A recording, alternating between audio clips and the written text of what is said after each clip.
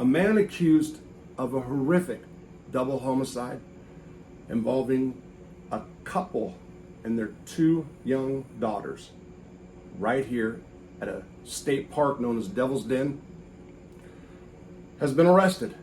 James Andrew McGann, 28, was taken down at a barber shop in Springdale yesterday about 5 p.m. Hello, welcome to Convict Inc. I'm your host, Robert Rosso. If you have not subscribed to this channel, please do so. If you like this video, please push like and share with your family, friends, neighbors, enemies, etc. Instead of me giving you the backstory, let me go ahead and play this little clip that I got out of the media. Breaks it down really clear for those of you that might not know the backstory.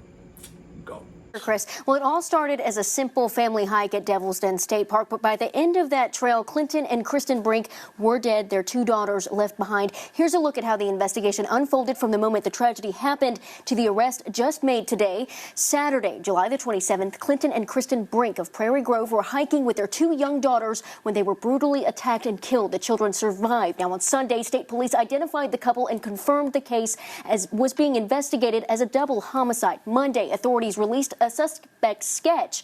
Tuesday, authorities released surveillance images from the park of the suspect, and Wednesday, 28-year-old James McGann of Springdale was arrested and charged with 2 counts of capital murder. He was taken into custody without incident. The Brink's family says Clinton and Christen Brink died protecting their girls, and they want justice. Now, some additional info tonight, Chris. There was video from Lupita's salon and a Facebook video posted by Adriana.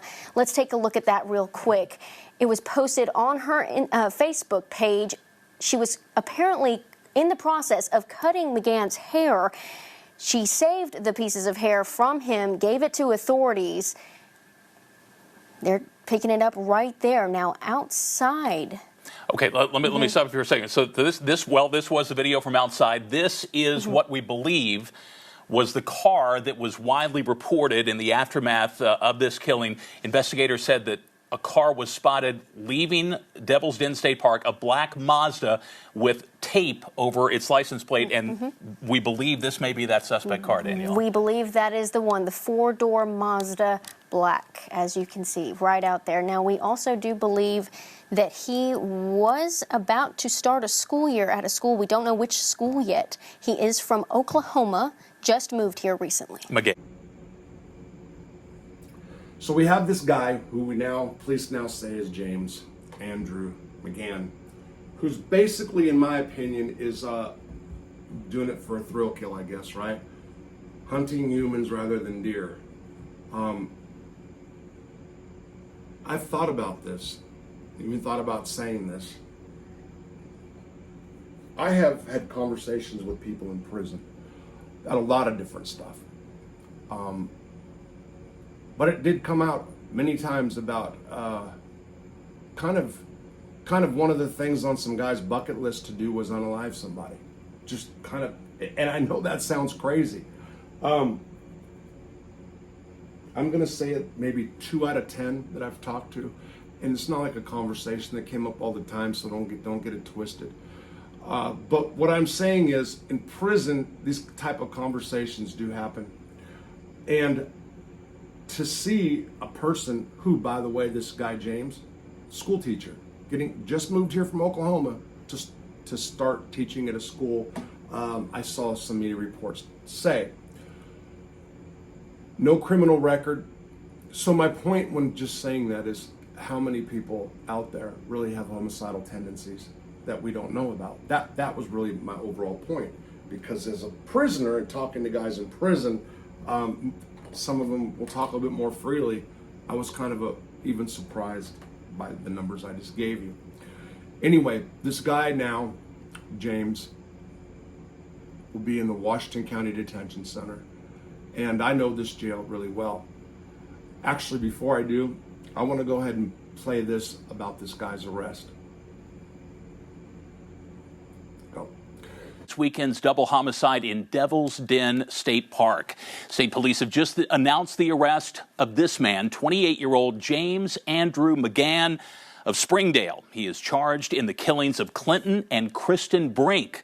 who were stabbed to death in front of their 9- and 7-year-old daughters Saturday as the family hiked through the park. McGann was arrested by state police just before 5 o'clock this afternoon at a hair salon in Springdale. So you'll see here at the beauty salon, Lupita's, and but let's see Lupita's. Go. We're here outside of Lupita's beauty salon in Springdale. This is on Huntsville Avenue, for those of you who don't know. This is Arkansas State Police did confirm that this is where that suspect was arrested, James Andrew McGann, 28 years old. He was taken into custody just before 5 p.m. Today while getting a haircut here. He is charged with 2 counts of capital murder in the deaths of those 2 people. According to social media posts by a salon employee, detectives entered the shop mid-haircut and made that arrest. Video shows what appears to be investigators inside the shop photographing hair clippings on the floor with evidence markers surrounding them. Another video shows a black 4-door sedan taped off and marked as evidence being loaded onto a rollback tow truck. Police have not confirmed the vehicle's connection to the case. The owner of the salon did say that police did tell her that the arrest was related to the Devil's Den murders, and now that has been confirmed by Arkansas State Police. Police did close the business down following that arrest. The scene is now clear and the store does remain shut, but we are still, in contact with the people who work here, with the owner who confirmed that information with us earlier. We're going to continue talking with her, and we're going to bring that information as soon as we have it. We're live here in Springdale. I'm Abner Sosa, 4029 News. I'm here to tell you right now. I'm here to tell you now. If Lupita's a legal alien, she's in custody. She's in custody right now. They're rounding people up that don't have papers in Arkansas right now.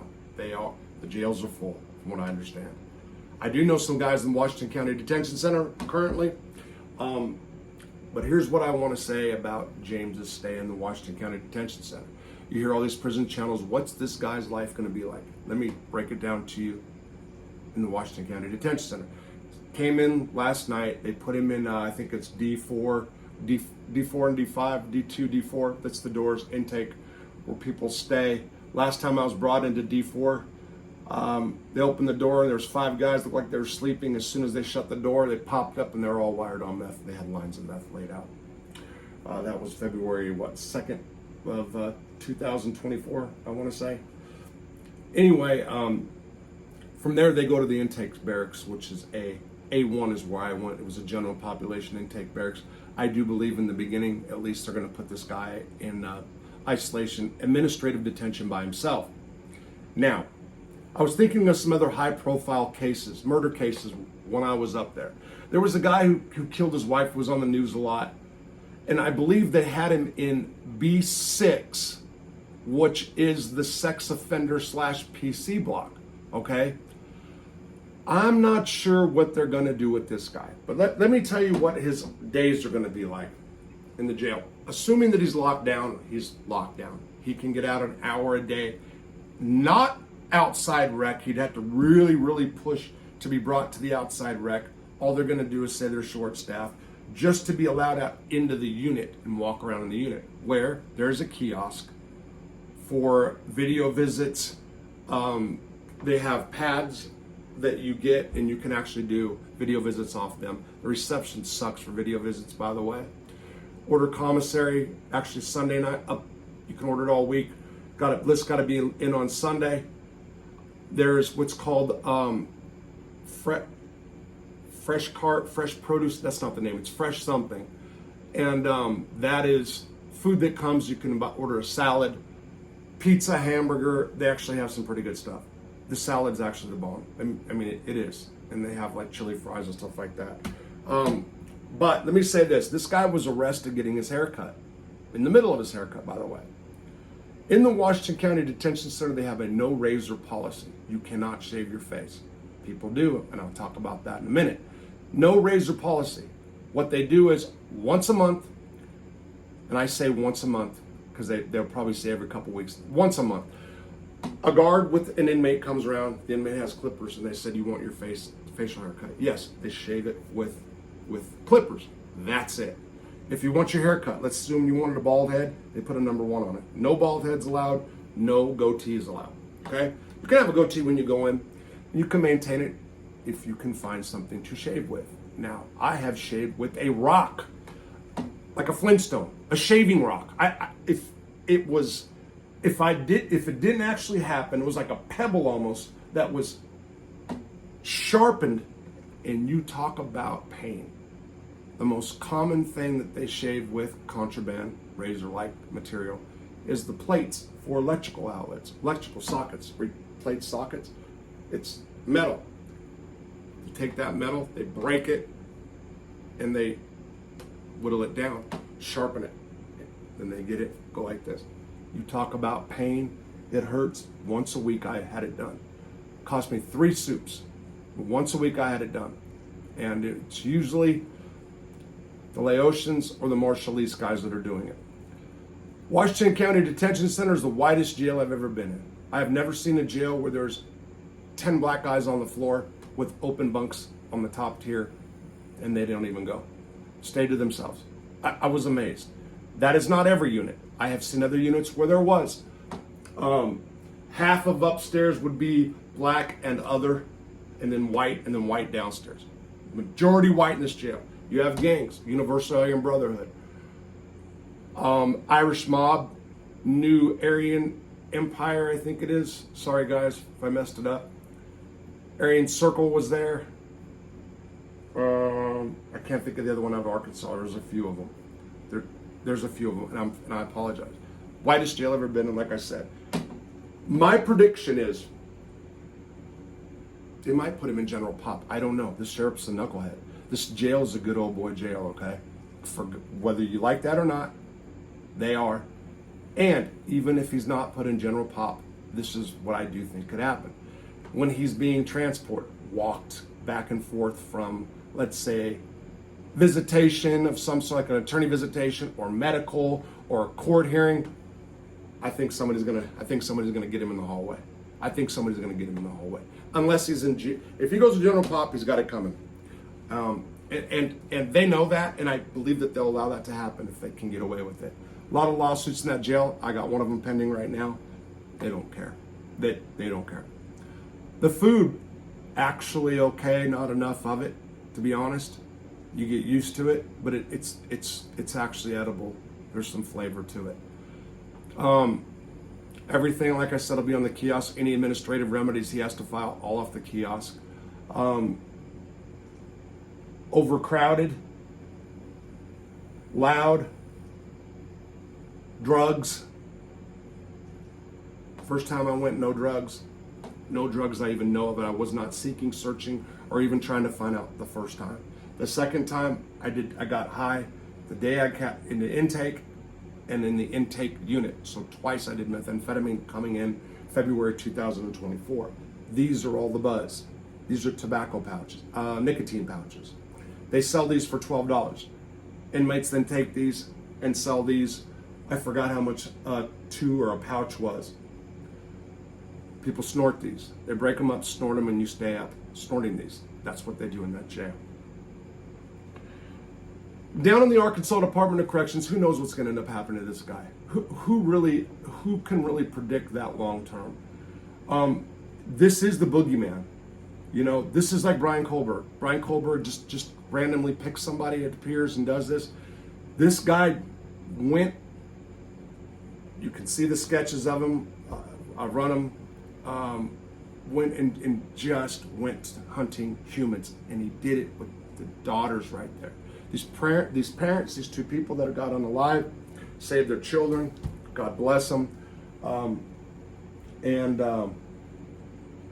This is a case where you want community justice. Let him loose in Devil's Den.